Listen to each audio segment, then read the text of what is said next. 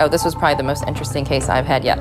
Welcome to MsMojo, and today we're opening an investigation into the most overused true crime TV tropes that deserve to be laid to rest. No way one person could have done it. It had to be a two-person job.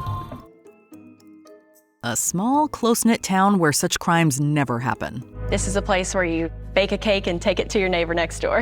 It was a great place to be a police officer. Murders and serious assaults were few and far between. In real life, crime happens everywhere, from big cities and quiet suburbs to small rural towns. But going by true crime shows alone, you'd think violent crimes are exclusive to the big cities. That is because these shows almost always open with some longtime resident describing the community where the crime occurred as peaceful, tight-knit, and the kind of place where people didn't even lock their doors. Holcomb was unincorporated, and it was small, and Main Street was a dirt street.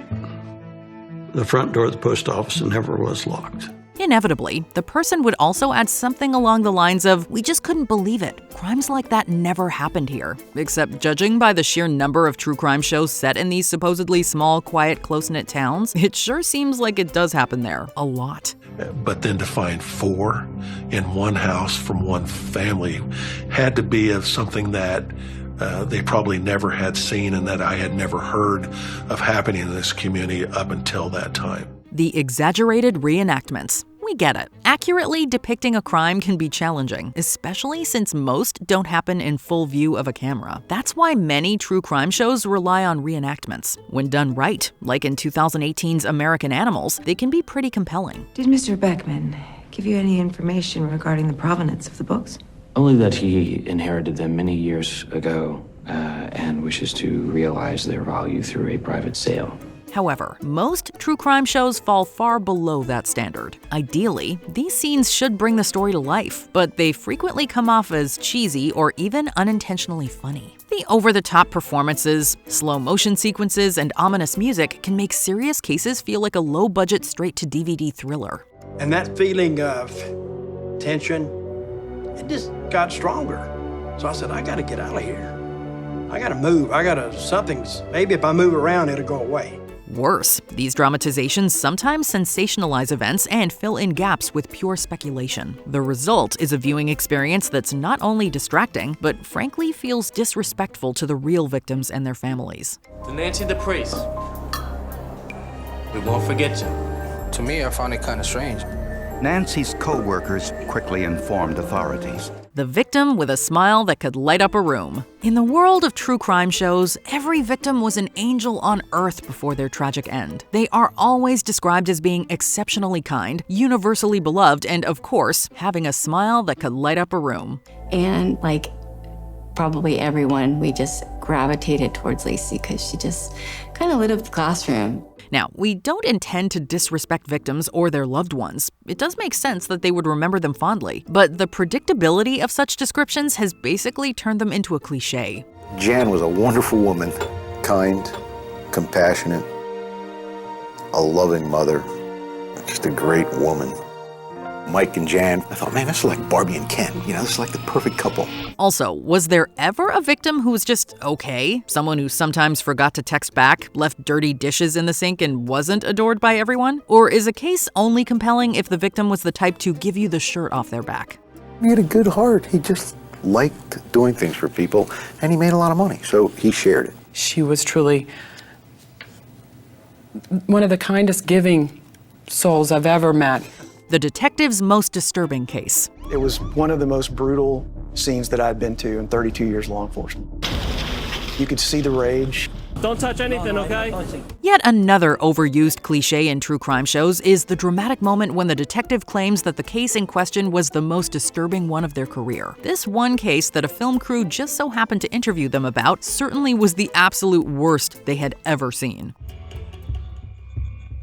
I have not worked a murder where somebody's been shot that many times. Of course, this comment helps to keep the audience invested, eager to see just how unsettling the case truly is. But given how often it comes up, you have to wonder, do these detectives actually rank their most disturbing cases? Is there a leaderboard somewhere? And do they update it every time a new documentary crew comes knocking? Police lie And they lie a lot, as you've seen on this show. They've lied to get search warrants to conduct raids and to get confessions during interrogations, and they even lie under oath. Putting survivors and loved ones in melodramatic situations. At their core, true crime TV shows are still TV shows. We're not naive enough to think they wouldn't throw in some overly produced visuals to heighten the emotional impact. There's no taking it back.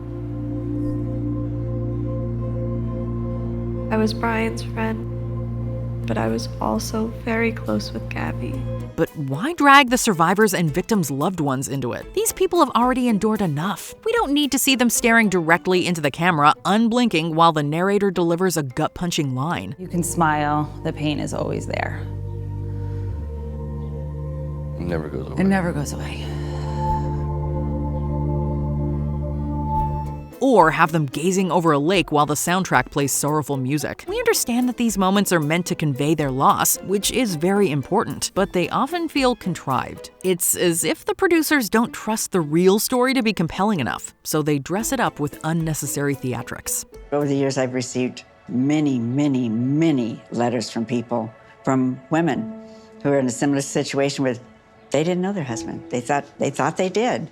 The omnipotent detective. We've seen it countless times. The detective recounts a case that had been unsolved for years, only for them to swoop in, uncover crucial evidence, and bring long-awaited justice. And I can tell you, there were a lot of murders that ended up being solved 20 years later because the bulldogs never let go. While some detectives genuinely do remarkable work, solving cold cases isn't nearly that easy. Many remain unsolved due to insufficient evidence or flaws in the original investigations. But like we said, true crime TV shows are still TV shows, and a detective who admits their failure in solving crimes doesn't make for gripping television. That moment produced the remainder of my career as a supervisor in homicide. All of a sudden, I wasn't the new supervisor, I was the boss. These shows also exaggerate the detectives' roles, often downplaying the contributions of forensic scientists or even sheer luck. In doing so, they create a near mythical image of the detective, one who always cracks the case and single-handedly brings closure to grieving families. Look, I'd consider myself a realist, all right? But in philosophical terms, I'm what's called a pessimist. The ease of forensic pathology. The perpetrator left little evidence behind.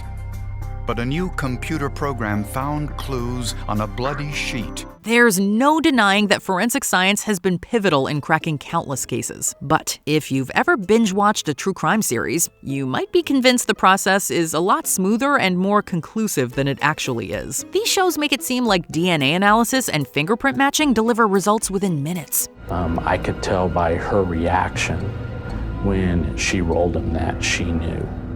Troy Graves' fingerprints matched the prints from the 5th victim in Colorado. In reality, however, they can take anywhere from weeks to even years, especially if there's a backlog. Additionally, they create the illusion that a single smoking gun forensic discovery is enough to solve a case, whereas such evidence is usually just one piece of a much larger puzzle. When confronted with the forensic evidence, Graves confessed. He later pled guilty and was convicted. So yes, forensic science is vital, but unlike the on-screen depiction, it's often a slow and painstaking process that doesn't always guarantee justice. The discovery of the victim's body. So they came down this very path at night with their flashlights. That's right. They would have crossed this bridge, right? Somehow, in the dense, muddy woods, they found her body.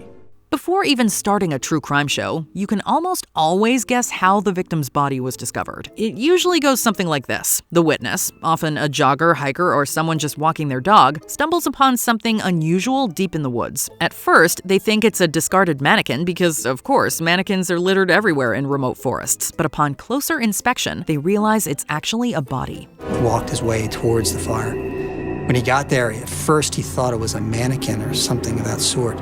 But as he got closer, he realized it was a human being. This one is probably not as egregious because the brain isn't exactly expecting to see a dead body, so it latches onto a more mundane explanation. However, that doesn't make the cliché any less amusing, and it appears so frequently in true crime shows that it almost feels scripted.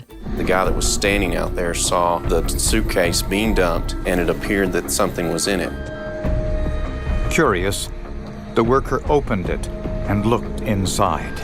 typing and driving. Dispatch received an anonymous tip from someone that stated that there's a gentleman at this house that we're going to has a warrant. Investigating or reporting on crimes often involves traveling between locations, so naturally, detectives and journalists spend a lot of their time driving. However, in the world of true crime shows, simply driving isn't enough. No, the subject must also be aggressively typing on a device, frantically sending messages, or debating over a call. A disturbance between a customer and an employee at one of our local convenience stores.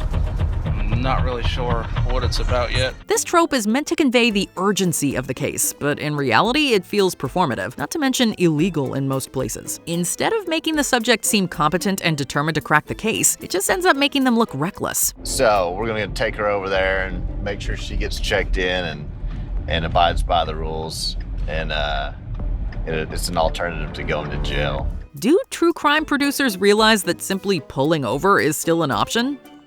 Before we continue, be sure to subscribe to our channel and ring the bell to get notified about our latest videos. You have the option to be notified for occasional videos or all of them. If you're on your phone, make sure you go into your settings and switch on notifications. The same overexposed photos and generic B-roll footage. In 1998, Shannon Schieber lived just a few blocks from the square.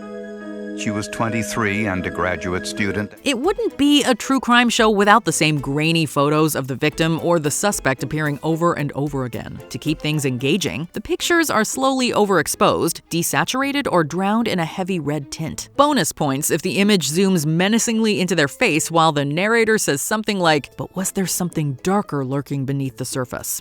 And everything was perfect. But everything wasn't perfect.